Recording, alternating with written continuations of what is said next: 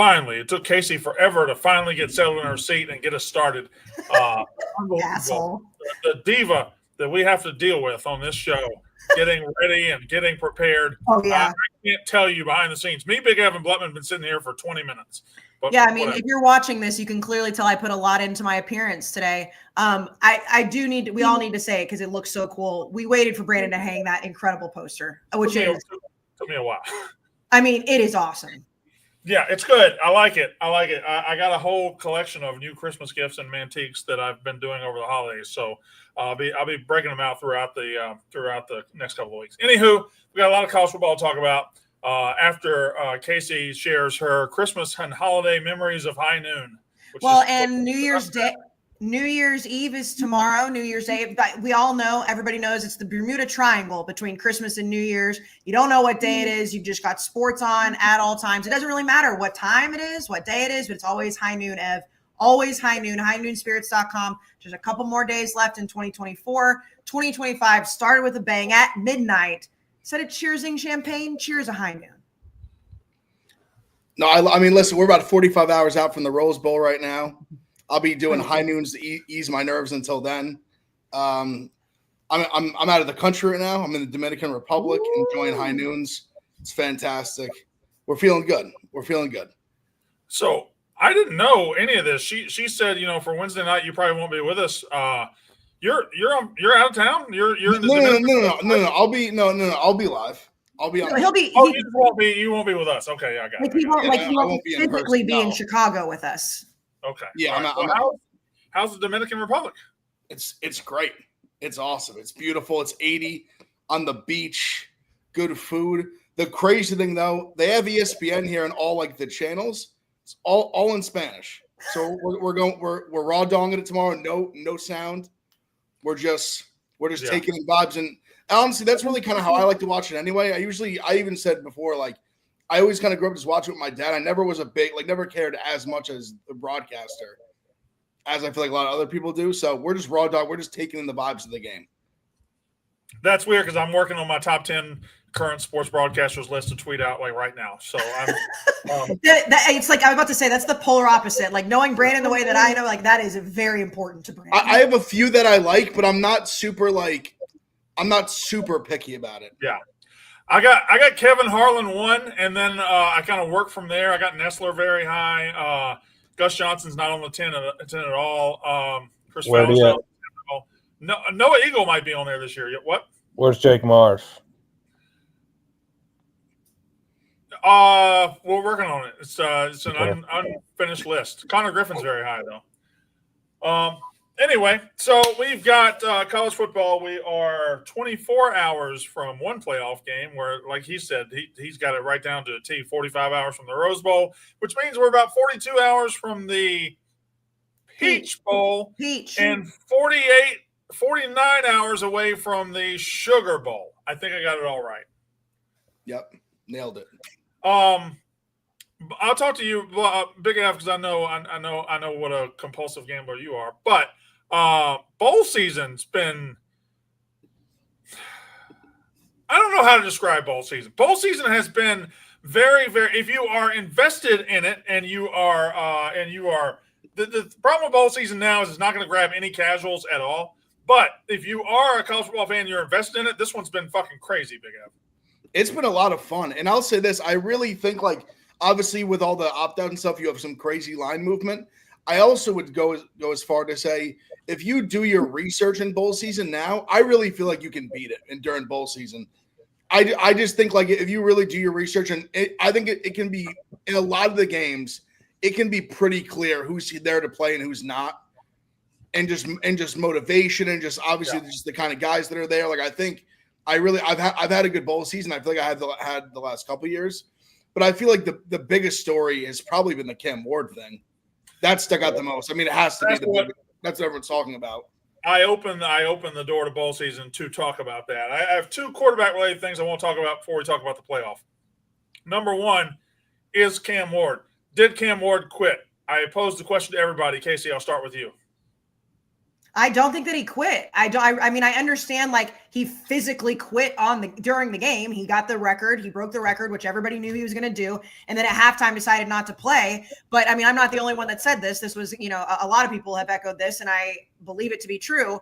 If he wouldn't have played at all, then it would have been that storyline. And if he would have played the entire game, but like not really tried, not really wanted to get hurt, then people would bitch about that too.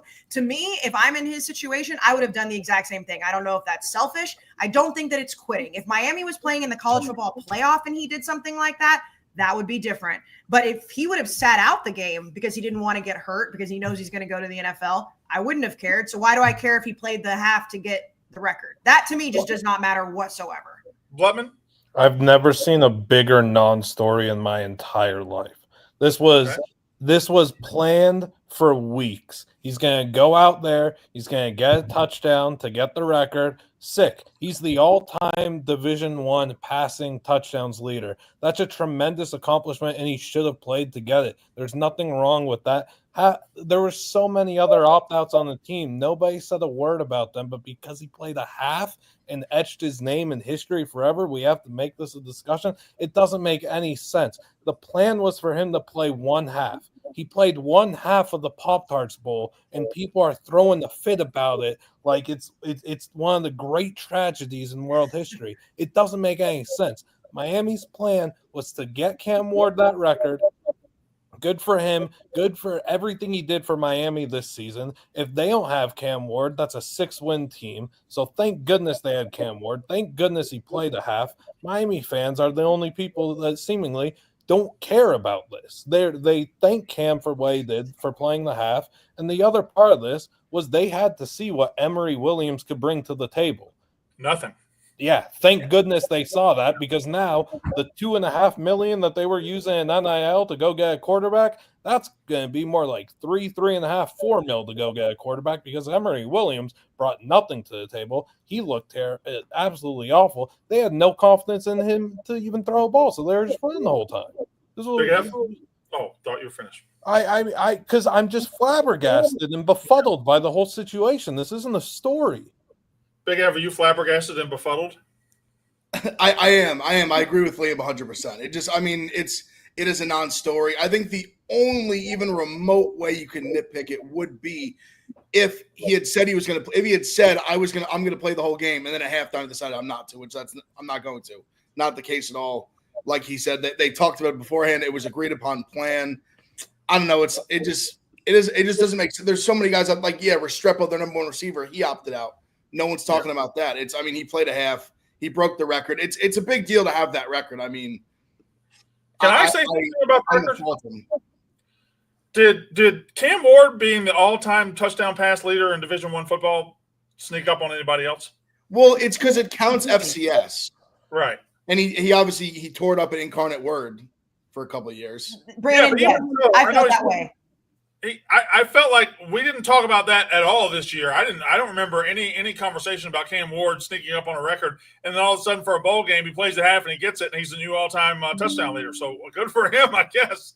And also crazy, and I don't want this to happen, but they showed the stat that I think Gabriel needs like 6 now to do it. So if obviously they beat Ohio State, he could do it. But Big F. So that means Gabriel has 4 quarters to break the record. And he ain't getting 6 on this defense. No way. No way. All right. There's one other quarterback related thing I want to get to with Big F. I want to talk to it and he knows it's coming because I've been texting with him about it. Kayce, do a piece of business and then let me and Big F go at it a little bit. Well, you talk about it being a gambler. If you're a gambler, you've been loving bowl season. But if you're a new gambler, maybe you're turning legal age in 2025. DraftKings, as always, has a great situation for you. All you have to do is download the app, use code RUFF, deposit just $5, and if that bet wins, $150 immediately in bonus bets.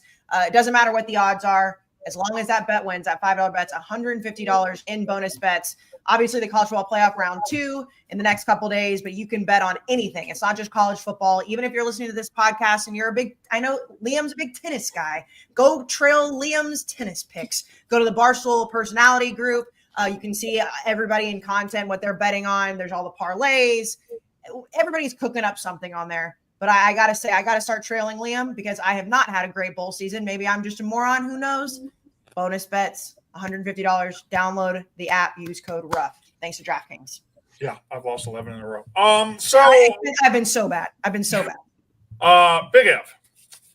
Yesterday, Big Ev, Marty Mush, all of our New York Giants fans here at Barstool Sports absolutely flipped their lid when the New York Giants won a football game. Now, they haven't seen the Giants win a football game in a while. You thought maybe they'd be happy, but no, they weren't for a good reason. The Giants, by winning, played their way out of the number 1 overall pick. Presumably, played their way out of taking Shedeur Sanders, maybe an outside shot at Cam Ward if they were going quarterback with that number 1 pick. I then texted Big Ev, and I said, hey, man, I know y'all are upset you're not getting the number 1 pick, but I think it could be good. I don't think Shedeur's a slam dunk. I don't think he's a surefire, big-time, change-your-franchise quarterback prospect. I think you'll be okay if you had to settle for Cam Ward. Now, that at the time, I thought, Big Ev, y'all were sliding from 1 to 2. I didn't know you were sliding from 1 to 4, so you'll forgive me for that. However, I'll even take it further. I know when you have a high pick, you want it to be the quarterback and you won't turn your franchise around quickly. I don't think there's a franchise-changing quarterback in this draft, be it Shedeur Sanders or Cam Ward. I don't think it's a big deal that you guys lost out on Shedeur Sanders. Your thoughts? I mean, long-term, it might not be. I mean, I understand the thing with the quarterback class depth, and like you said, we moved from 1 to 4, so we might not have a shot either of them at this point. I mean, we'll see, I guess, but I don't know. I really like Shedeur. Like, I really think I just think his game fits like the pro style. I understand he probably holds the ball too long at times. Like, I think that's a fair gripe. But I do think he at least when he does that, he is smart with it. Like, he doesn't make like dumb throws. I think he will just hold it too long. And I think that's something that can be fixed. Like, I think you put him with the right quarterback coach. I just think the way he can like actually read defenses. I mean, he put up huge numbers at Colorado. Like, I just think he plays a very like pro style. Like, he wants to beat you from the pocket. He's not like, he doesn't rely on like his athleticism to beat you. Like, he is good at extending plays and things like that. But I don't know. With Cam Ward, to me, I feel like just when I watch him, I feel like the way he processes is just a little too slow. And I feel like he kind of picked apart some really bad ACC defenses. And I think we're seeing that even get exploited in bowl season and things like that. ACC was just a horrible conference, just really bad conference. Yeah. So, I mean, I like Shedeur. I do like Shedeur. I still stand by it. Like, I still like Shedeur and think he's going to be a good pro quarterback. But again, like I think we're seeing it this year, and we've seen it for years. Like, situations matter. So, I mean, obviously it matters like where he goes to, but I think he can be very good in the league. I just think he does. I think he holds on to the ball way too long. It's a problem. I think he hurts his offensive line in the process. Not saying Colorado's offensive line was great, but I don't know. I don't know that I see – I'm not the most qualified guy in the world. So, but I don't know if I see a next-level pro quarterback. I see a solid pro quarterback. I mean, he is good when he stays in the pocket. He just doesn't do it that often. He doesn't do it and go through. He just kind of drifts and drifts and drifts. But again, Cam Ward is a prospect with his own problems too. And then who's your third quarterback? Is it Carson Beck who just got in today? Because that guy's an idiot for going pro. Idiot, moron. That guy doesn't. I mean, I don't know that he has a future as currently constituted by what he is. Blutman, what do you think? You're number 1. You have number 1 pick. You doing Shedeur Sanders? I mean, it depends what team I'm drafting and like what my situation. I'd probably rather the New York Giants. I'd probably rather pursue a quarterback in free agency or via trade and kind of work. I mean, if we want to get into this, the Minnesota Vikings are going to probably keep Sam Darnold around. Now JJ McCarthy's kind of there. What's the situation there? Do you call in and say, hey, we don't like any of the quarterbacks on the board in 2025. Let's try and make it around McCarthy. Guy didn't get play. It's a rookie with injury. They've got their guy right now. That's crazy, Blutman. No, it's not crazy. Your lips to God's ears. If I could watch Big Ev, if I could watch his team get the number 1 pick or think he's getting the number 1 pick and think he's getting Shedeur Sanders, and then instead they have to trade for JJ McCarthy. That's crazy. To be fair, not using the number 1 overall pick to make that trade. I don't care. I'm just saying, thinking he's got the number 1 pick, going to get Shedeur Sanders, then it gets taken away from him, and what they have to do instead is get JJ McCarthy. Yes, please. It would be diabolical if that happened. I did this whole song and dance last year that I thought the Giants might draft him. So this would be kind of like run number 2. I talked myself into just like, listen, if he was good on the Giants, I would, it would all be in the past. Yeah. If he came play good football for the Giants, I'd leave it in the past. Ev, I mean, obviously you're in this situation, and like, I mean, whether you believe in Shedeur Sanders as a long-term like franchise quarterback, and obviously Colorado got their dicks kicked in. They looked awful. He made, it was just a terrible, terrible game. But like, it's been so bad at quarterback for you for a while that you're like, at least we would get the pop of being excited about having somebody like Shedeur Sanders, who does look like a talented next level guy. That's the way I would feel. I would much rather want that excitement than being like, all right, well, now we've just got to go draft somebody else and get somebody in free agency. But I'm not you, so I can't speak for you on that. I mean, until Drew Lock randomly pulled 5 touchdowns out of his ass the other day, I mean, the Giants made throwing a forward pass look impossible the last 3 months. Yeah, right. It's insane. All right, we have a college football playoff resuming tomorrow. The first round was kind of poo-poo. It was kind of stinky. It was kind of, it was a bunch of favorites beating the shit out of underdogs. Some of the underdogs shouldn't have been there. SMU, just not a playoff team. Indiana, not a playoff team. Tennessee turned out to be a great big phony. So now we have 8 teams left. And I've already put it on Twitter. I think 6 of these teams can win the national title. I think 2 of them are just playing participation ball right now. That's fine. But we start tomorrow night with Penn State. And you know what? I'm not even going to go in order. I'm not even going to dick around because one of these games is not like the others to me. Well, actually, 2 of them are not. Because 2 of these games have 2 of my 6 title contenders. 2 of these games, and I'm talking about the Rose Bowl and I'm talking about the Sugar Bowl. That's Ohio State and Oregon, and that's Georgia and Notre Dame. Putting Georgia and Notre Dame to the side for a second, let's go right to Ohio State and Oregon. These teams have played already. Oregon won in one of the best games of the year, 31-30. We were at Cosm in Dallas for it. Phenomenal experience. Oregon won the game. Oregon goes undefeated. They are the number 1 team. But I wonder if what we saw in round 1 was an awakening of the real Ohio State. And not just because they came out and played well against Tennessee, but the play calling, the aggressiveness, the attitude looked like they should have looked in other games. Big Ev, that's got to be what you're going with mindset-wise. Like, they woke up a giant. No. I really feel good about where they are. I think in that Tennessee game, they just played with such a different level of intensity. Like, the defense was just flying around, which they've done that all year, but just it's like you see with the play calling, it felt like for the first time they just let it fucking rip. Just let it rip. Just attack. You have a good enough quarterback. You have a good offensive line. You have weapons on the outside and at the running back position that are unbelievable. They're better than everyone else's. And listen, Oregon has great players, so I'm not trying to like poo-poo that. I'm just saying if we play our best, we could beat anybody. And that's really how I felt watching that game. And it felt so good to just see that, like see the team like reach its full potential. Be like, this is the national title team that I've been looking for all year. So I feel good. I feel like with this senior class, I feel like this is kind of a thing where they see the opportunity game by game here, where if they can go make this run and pull this thing off, they could right all the wrongs for the last 4 years of losing to Michigan, never winning the Big Ten. If they could leave here with their legacy being national champions, I just think this team's super motivated.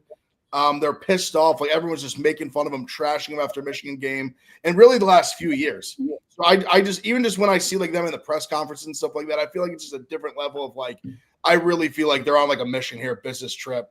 And really talking about the actual, like the game itself, I think they'll make adjustments on defense. Like, I think they'll have a bounce back performance. I don't think they get torched like they did that last time. I like that it's not Oregon anymore. It's a neutral site. I mean, color's going to be incredible. Classic Rose Bowl game. I can't wait. I just feel really good about the way this team feels. I think they're confident at the right time. Kayce, what do you make of the idea? I'm going to throw an idea at you. This quarterfinal game is the national championship game. Yeah, no, this is definitely why the seeding needs to be changed. We've talked about it before the first round. We obviously saw how shitty the first round ended up being, which I still stand by. I'd rather have a shitty first round than no expansion, but that's beside the point.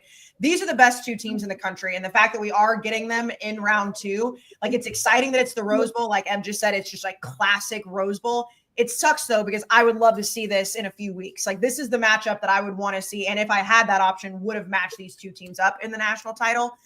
I said this after the Tennessee game, and I've asked Ev, and I still don't understand it a week later, how that Ohio State team that we saw play Tennessee got beaten by Michigan is crazy to me. Like, I do not understand how those are the same guys on the field. They looked like completely different teams. And when we were watching this team play in Dallas, the biggest thing was the goofs. Will Howard goofs? Well, he didn't goof. So that to me is going to be the most exciting thing. However, I mean, I have Oregon winning the national title. Like Dan Lanning is going to be able to have time to put in wrinkles that they didn't see when they played the last time. And obviously Ohio State is coming off of a game where they're just like, look, like this is who we are.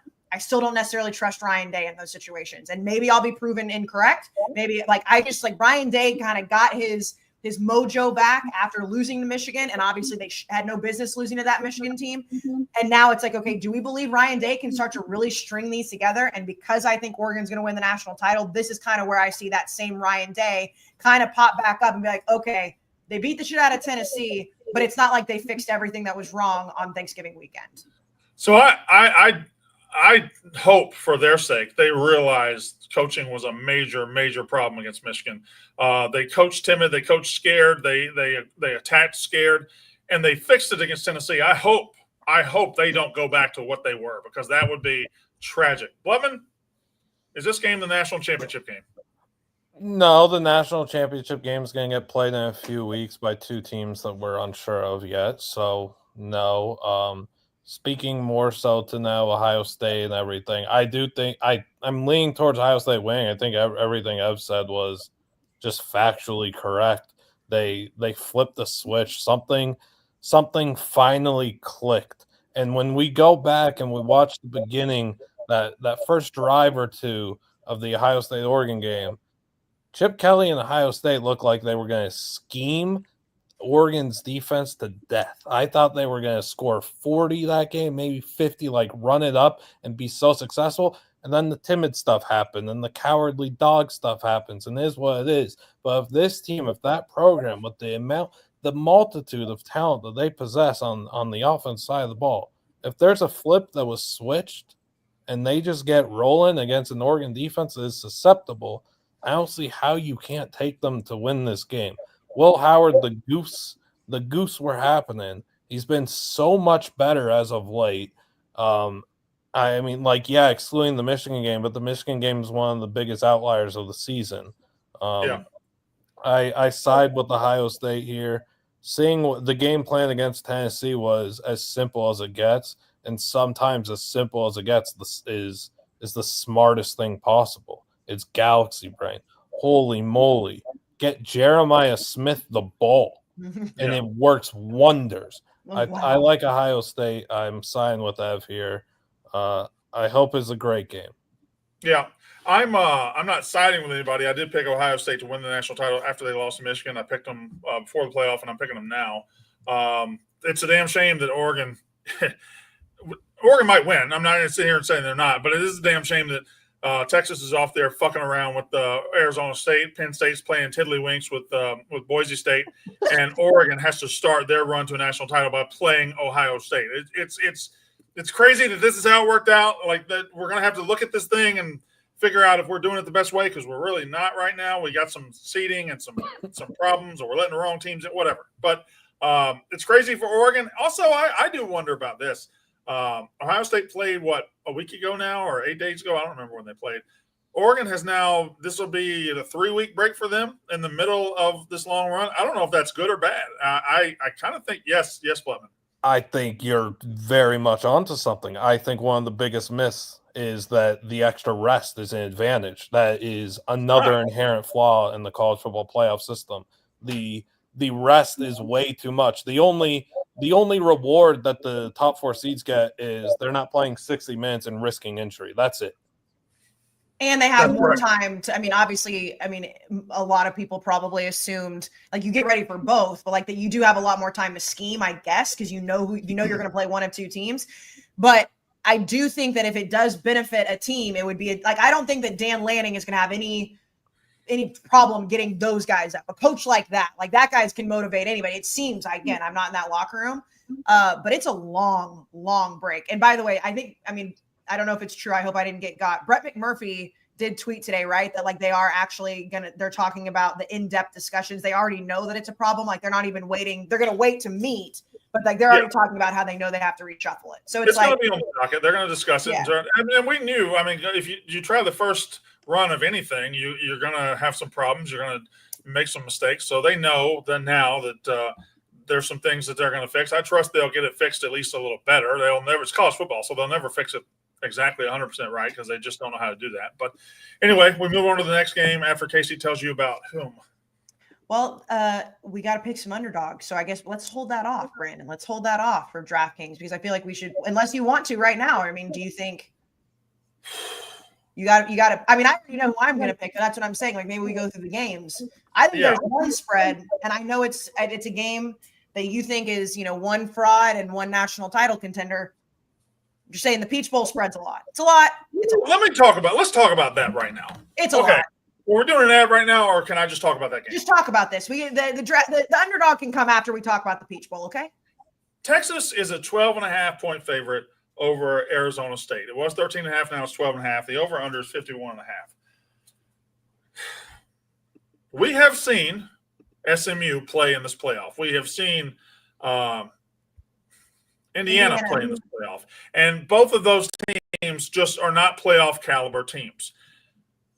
The Big 12 is a shitty football league. It just is. I'm sorry. The ACC is a shitty football league. Somehow got 2 teams in, and now we have the Big 12 champion right here. I see nothing that tells me the champion of the Big 12 belongs competing with these other teams, these other 6 that I think win the national title. So when you ask me to pick an underdog, and I look at SMU get beat 38-10, and I look at Tennessee get beat 42-10, and I look at Indiana get beat by 10, okay, whatever, and I look at Texas and Clemson, I think maybe this isn't the right spot for an underdog, especially an Arizona State team who is talking a lot of mess despite having done fucking really nothing. Brandon, what you just said is where I'm getting really caught up because I picked, when we did our bracket, I picked Arizona State to beat Texas in this round. I still am going to stick with that as of right now. By the time, I get to Chicago on Wednesday, that game will be ending. So I'll see whether I'm. Yeah. Sure. Agreed. Good point. Yep. Did I freeze? Oh, yeah. Am I back? I'm good? You're back. Okay, I'm back. Okay. No, the talking shit thing is a little bit worrisome because if I'm Arizona State, I understand, Cam Scattaboo has been talking a lot of shit all year. I get that. But you guys shouldn't have a bye. You should, they know that. Just go out and quietly prove it. Talking about, I don't know. That gives me a bit of a pause. I'm not liking this bulletin board material for a team that is a 12.5-point favorite, 13.5-point favorite, and is obviously in a much better conference. I'm not feeling that, but I still think that Arizona State, I think they have a chance. Maybe I'm crazy, but I do think that they have a chance in this game. Yeah, I just don't. I don't at all. I think athlete-wise, they're going to get killed. And I know Blutman's prepared to tell me Arizona State's could win this game too. And I don't know if Big Ev is or not. I think Texas is going to beat the living fucking shit out of this team. I think this team is officially like Indiana and SMU. It's cute. It's nice. Oh, look, Arizona State's here. Isn't that cool? And then the game starts, you're like, oh, they can't swim in the deep water at all. That's what I think is about to happen, Big Ev. I don't know. Yeah, Brent, I think you're right. There's just when you get to this level of college football, there just aren't Cinderellas. We just haven't really seen it. I just think Texas is just a different level of team. I think that Arizona State has not, and especially in the Big 12, has not seen anything close to a defense like Texas has, a front like Texas has, and on the other end, the athletes on offense they have. I mean, the offensive line Texas has just on every level. They're just so much better. I agree with you. I think Texas rolls. I think they absolutely smash them. I'll say this. Arizona State has played one SEC team this year. They beat 2-10 Mississippi State 30-23. That is all I'll say. Woman?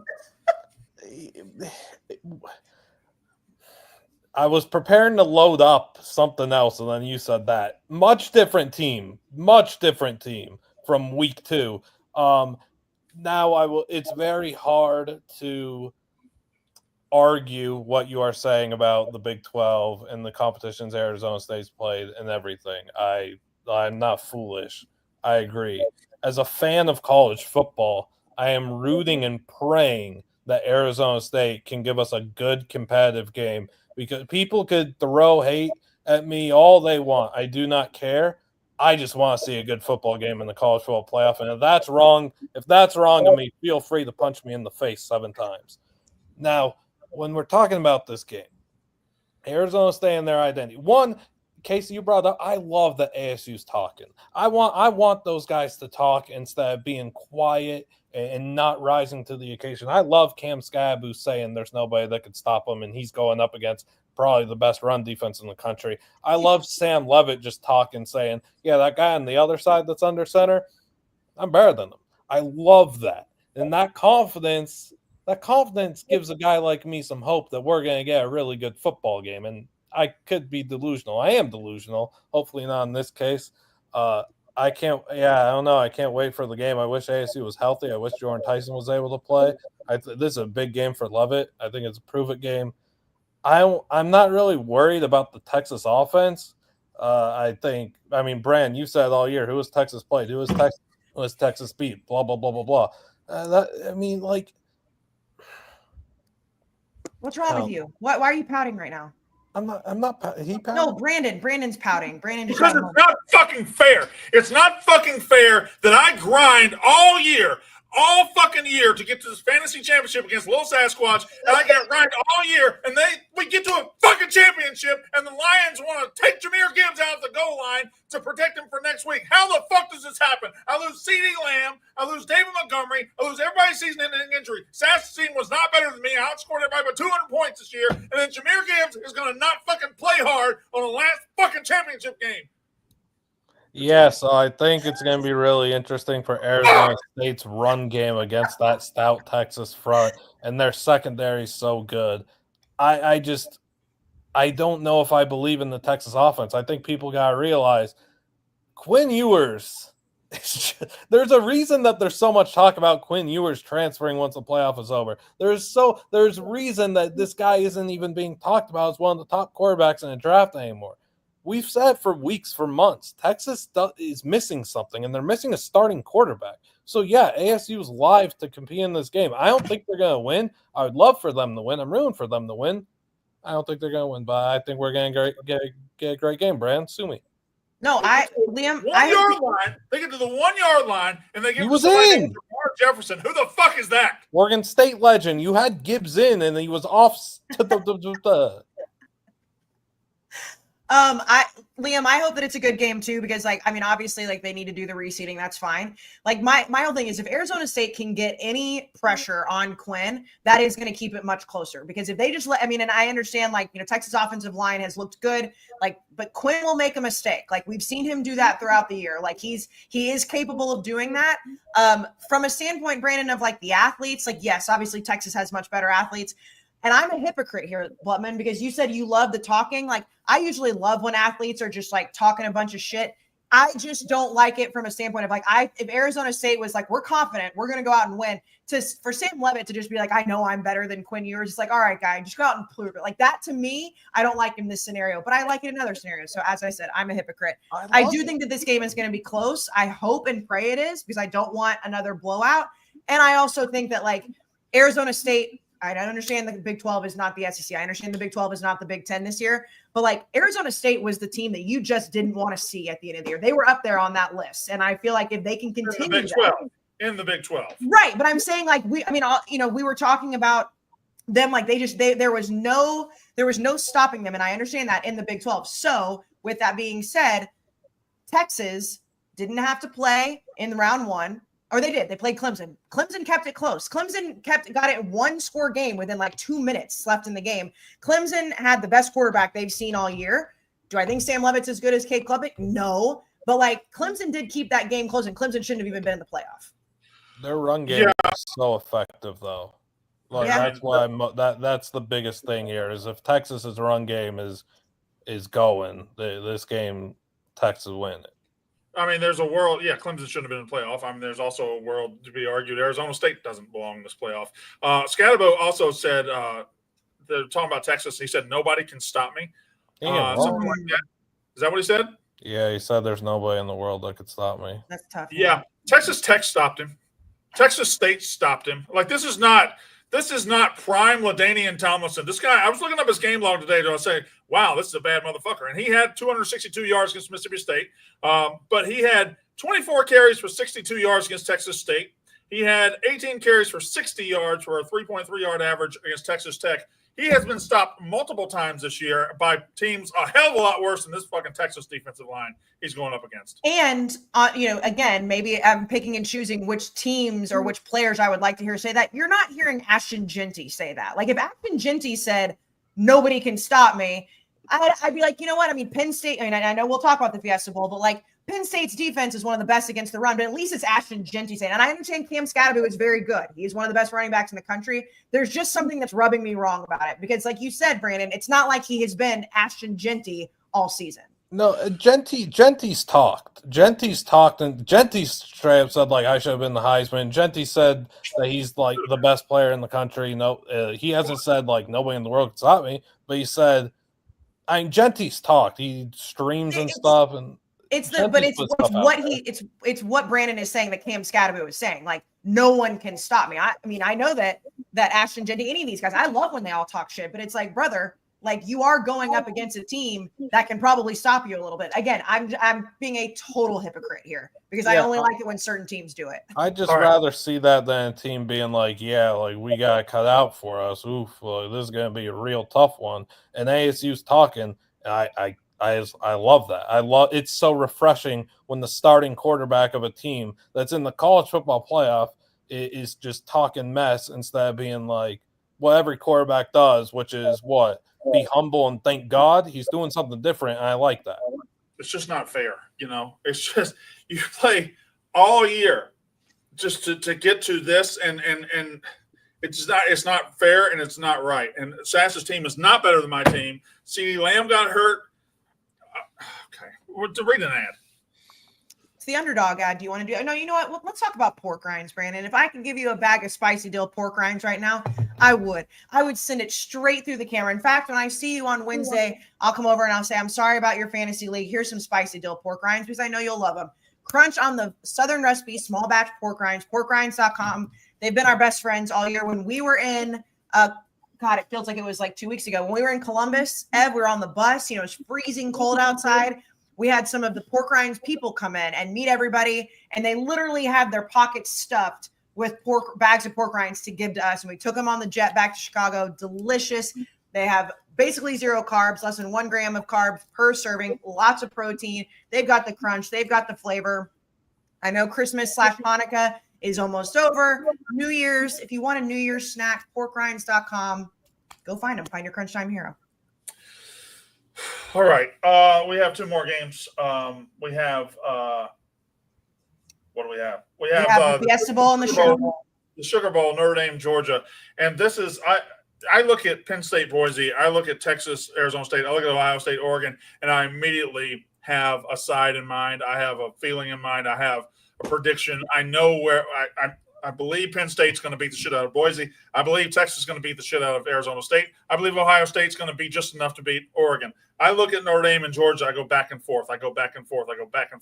It's a backup quarterback against an elite defense, and it's a bad quarterback for Notre Dame against a pretty good defense with Georgia. I think I'm going to end up picking Notre Dame to win this game. I picked them all along. Big Ev, you have a sure feeling about this, or you back and forth too? So I'm gonna be on Georgia. Like I'm picking Georgia. That's what I pick. I'm picking Georgia. But there's real things I have concerns for about Georgia in this game. And I think the main one is they just haven't been very good stopping running quarterbacks. Like Milroe and Haynes King gave them a lot of problems. Okay. And now they're getting Riley Leonard here who can run the ball. So that's a real concern of mine I have.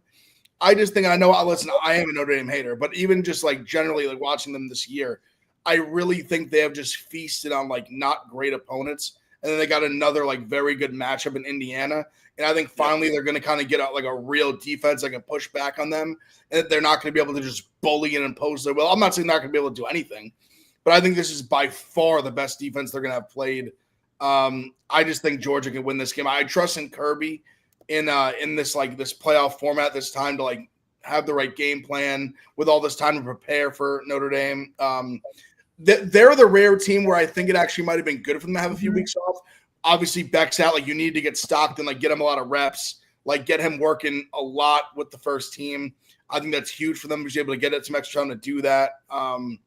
Yes, I'm picking Georgia to win this game. I think they win a tough, physical, low-scoring game.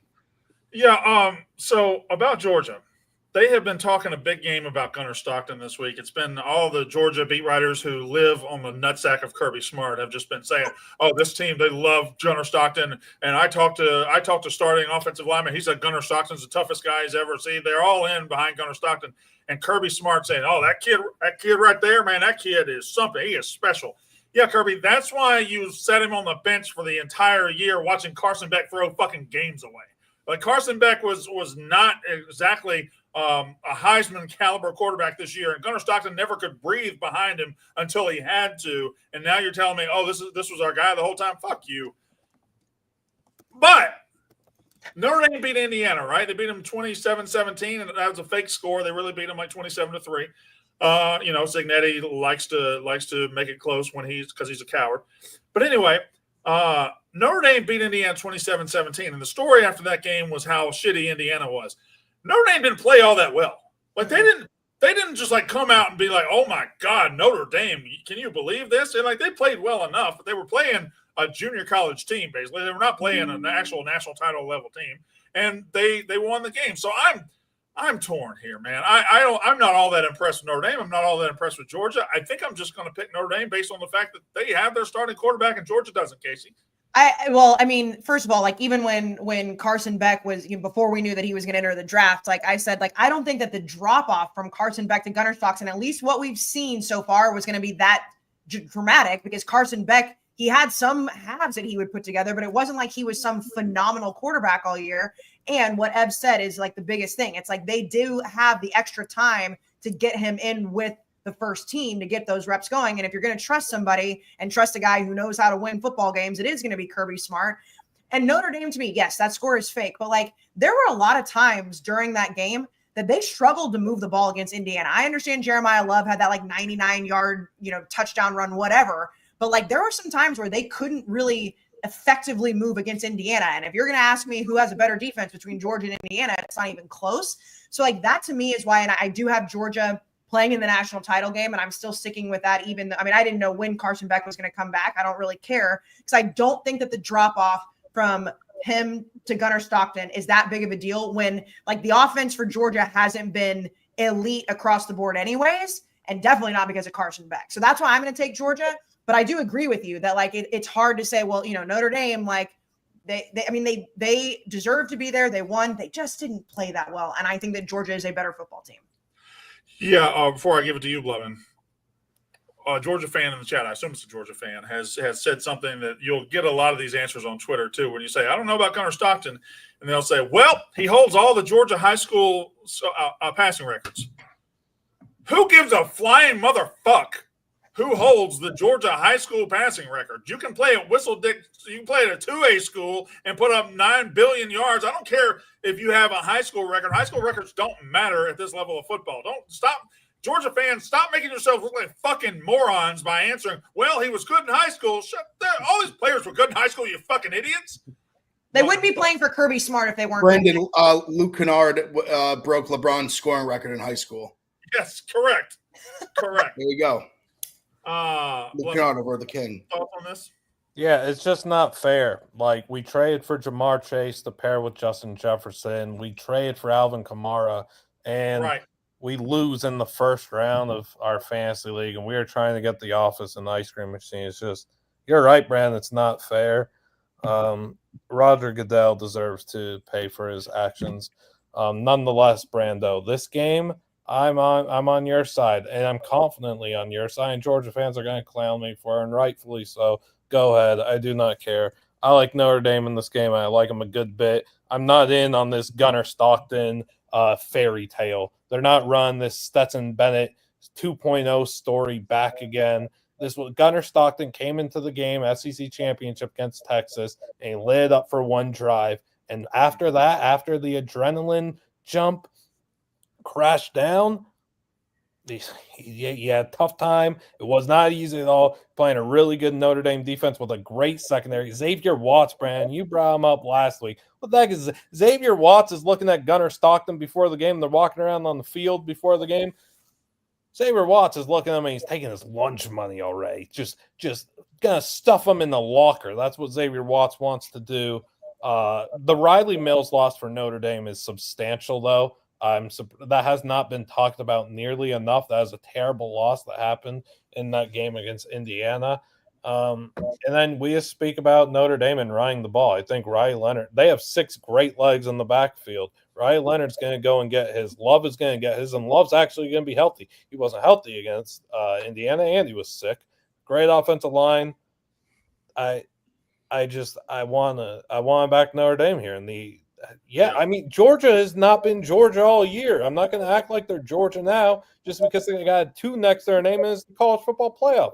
If I haven't seen something from a team all year, why am I going to all of a sudden buy in on January 1st, 2025? That don't make no sense.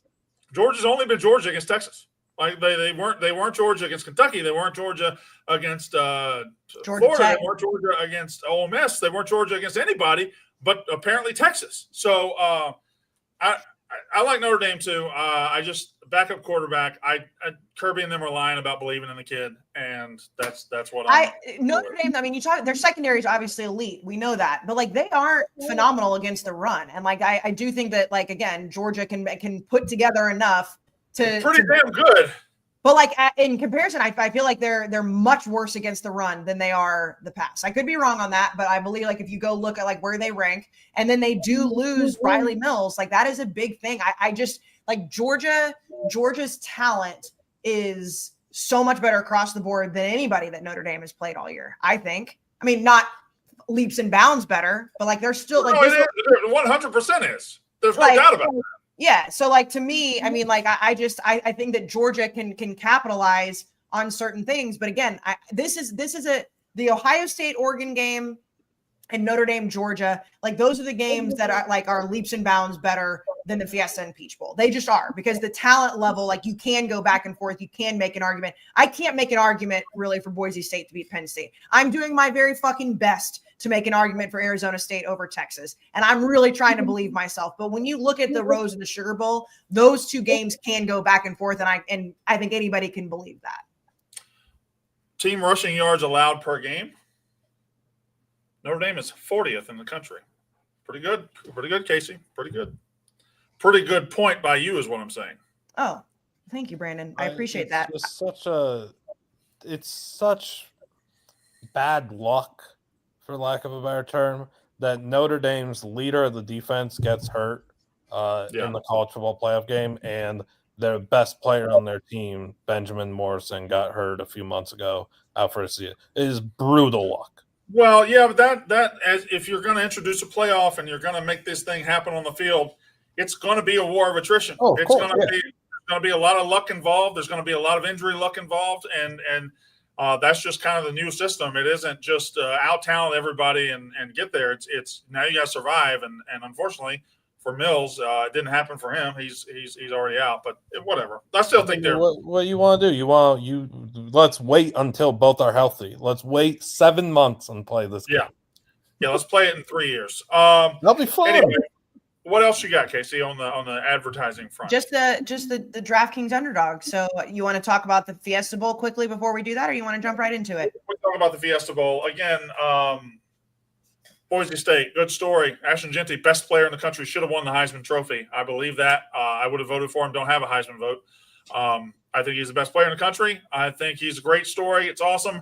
I think Penn State's about to tap them titties. I think Penn State's just much better. I think we're just seeing the difference. We are seeing the difference in super talented, elite level teams and good stories. And the good stories in this sport are just not going to beat the super talented teams. This is not Butler in the NCAA tournament. It's just not. And I'd love for it to happen. I love Boise State as a story. No, Big F. No. Yeah, Penn State's going to smash them. I think it's decently high scoring, and I think part of that's because I think Penn State's going to score a ton. I listen. The playing field's a little more level. I mean, Blumman's talked about the advantage having the home games. Do I think that played a lot into Penn State winning? Yes, or winning the way they did. Yes, but also we remember Drew Aller played horrible in that game, and they won by 1,000.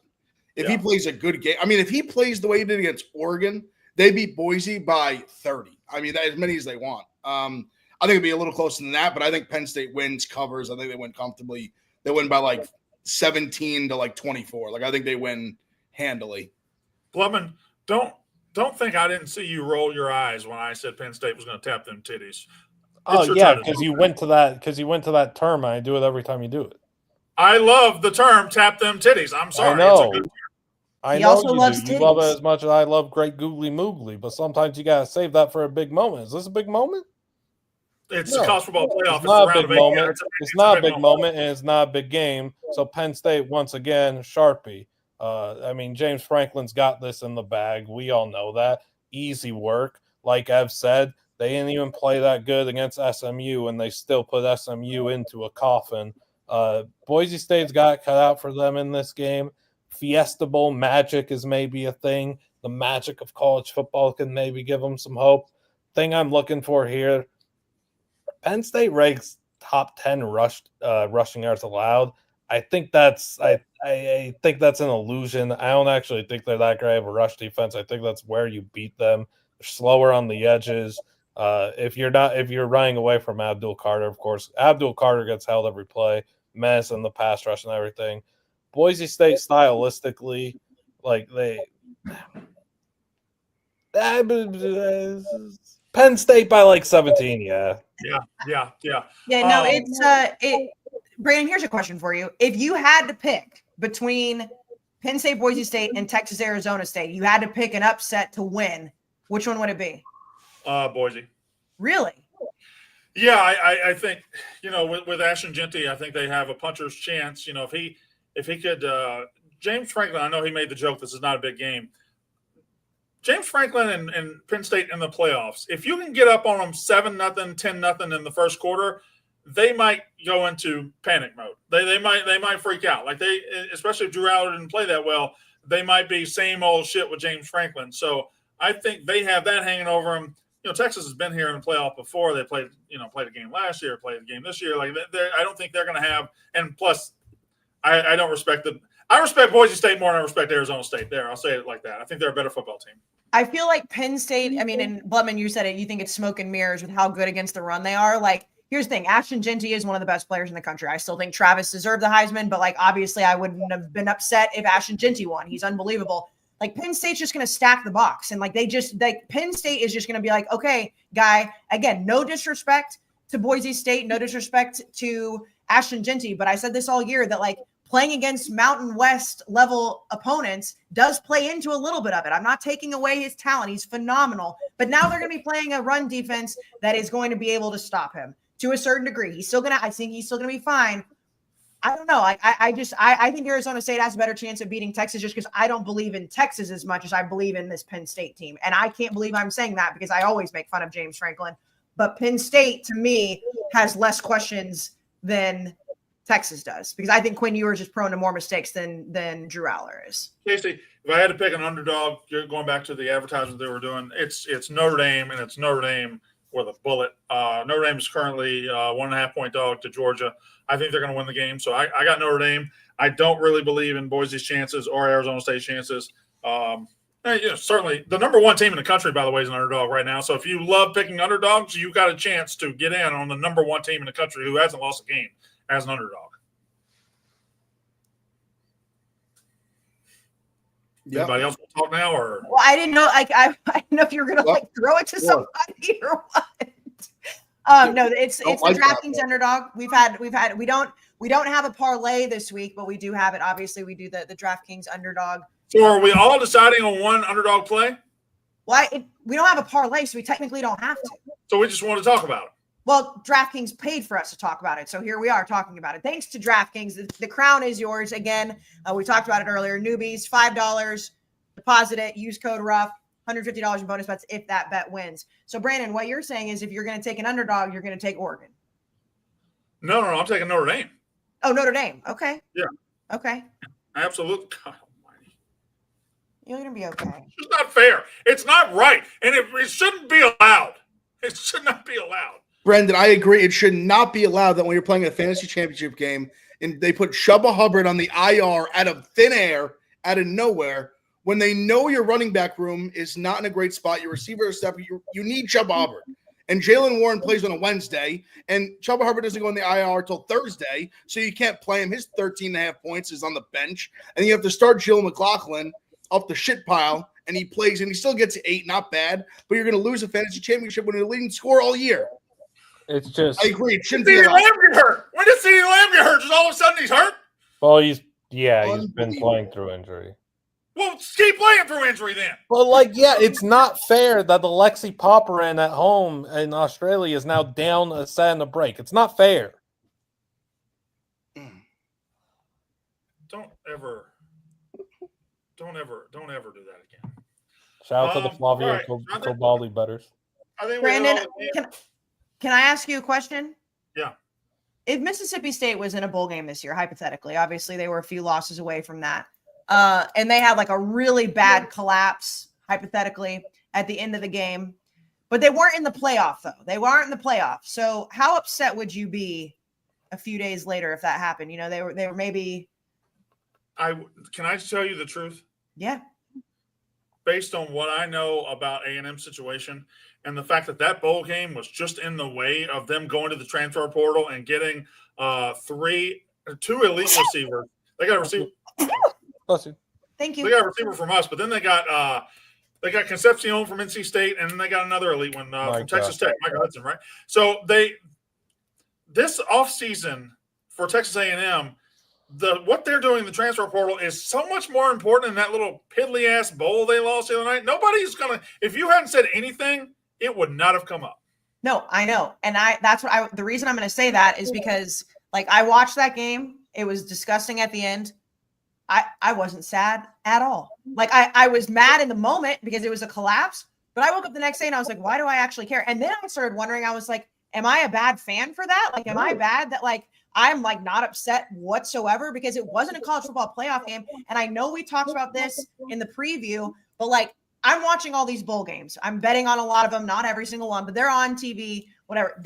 If I'm watching a game that is not connected to the college football playoff, I just don't care that much about it. I care about it because it's college football. I like it. I'm betting on it. I woke up on whatever day. Again, I don't know what day on the calendar is. I was just I just don't care.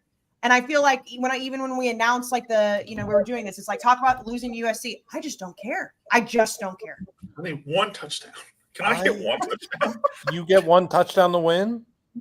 I'm down 10 points. I think about a few more yards and a touchdown, I might win.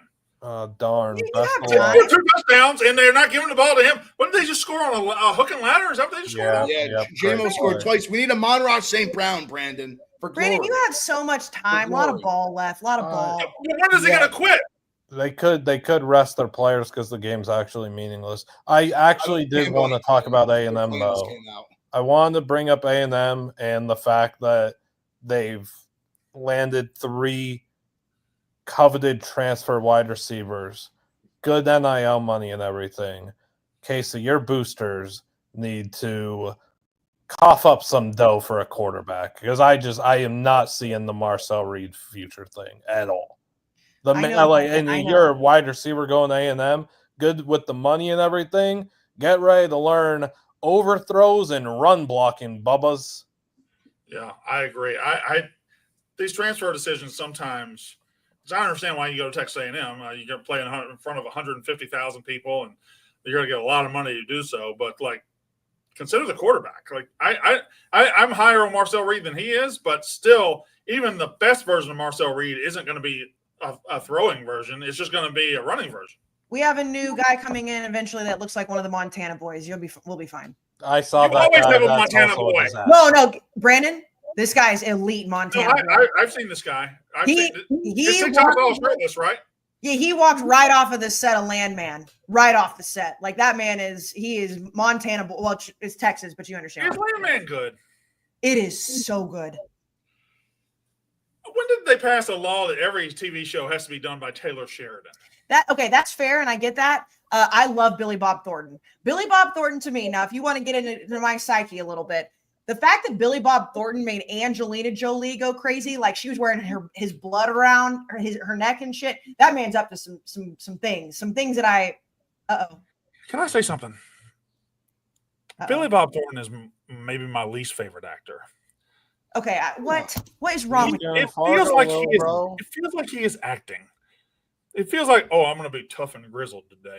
I don't know. No, I that's don't buy what I'm saying though. Like it would be different. Like this man had Angelina Jolie, who I would say probably, and I know she's up there, like she's crazy. Like she looks batshit crazy, and she was swooning over that man, wearing his blood. I'm telling you, that man's up to some things. But Allie Larder, the original whipped cream bikini girl, like she's the wife in this. I'm telling you, it's good. Is that her? Yes, the wife. I've seen some clips on TikTok when she stands up in the resort and she's wearing a bikini. That's her. Yes, it's Allie Larder. And then there's a famous clip that everybody was posting on Twitter, being like the daughter's talking about fucking her boyfriend, and just a terrible clip.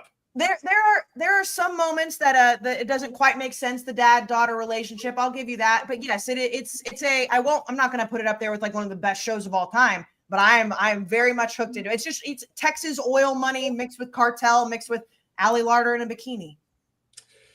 All right, anything else? I don't think so. So just run through it real quick. Run through the games, pick your winner, and we'll get out of here. I know we already did, but just to put a bow on it. Yeah. I'll do it. Fiesta Bowl, Penn State, Boise State. Ev. Penn State big and the over. Liam? Penn State by 24 points. We'll do the Penn State. Penn State across the board. Okay, Peach Bowl, Brandon, Texas, Arizona State. Texas 51, Arizona State 13. Blutman. Texas close 30-27. Ev. Texas 35-13. I'm going to say Texas 35, Arizona State 28. Blutman, the Rose Bowl, Ohio State, Oregon. Ohio State 38, Oregon 33. Brandon.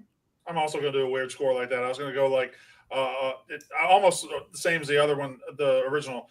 Ohio State 31, Oregon 29. I'm going to say Oregon 45, Ohio State 42. Ev. 38-31 Ohio State. High scoring. Yeah, high score. I'm taking the over. The over in that game is like my favorite play of all four games. Okay, and then lastly, Ev, the Sugar Bowl, Notre Dame, Georgia. Georgia 24. Say Georgia 24-20. Blutman. Ball control. Notre Dame 24-16. Brandon. I've done it in NFL football, and I'm sure you can do it in college football. I've never even thought to do it. Can you bet no TDs? Yes. Because I think that Notre Dame 12-7. 12's gross. God, that's whoa! What the heck? Georgia's getting the 7 with a field goal and 2 safeties. 12-7. If we're going live at like 1 a.m. in Chicago, whenever that happens, and it's a 12-7 game that we just finished, like we're gonna need all the coffee in the morning. I'm gonna take Georgia 17, Notre Dame 10. All right, let's get out of here. We'll see you Wednesday. What? We didn't pick the Tony the Tiger Sun Bowl. Go ahead, Blutman. No, gosh, no. Also, can I just say something? Today, Monday, December 30th, 2024, there was one bowl game. There should have been at least 5. There should have been at least 5. Crazy. Great game, too, actually, really fun. I mean, I was shocked Missouri won that game. I mean, like, Alabama, Michigan, that's tomorrow. Like, and I know, but I'm saying it's like a rematch of last year. And again, it just proves, like, if it's not a college football playoff game, people just aren't as jazzed up for it. Well, both those teams are trash, too, so. It's been a good bowl season, though, even though I declared it dead before it started. It's been good. So all right, we'll be back Wednesday night after the playoff, and we'll be live whenever Notre Dame Georgia ends. So join us then. We're out of here. That's Unnecessary Roughness.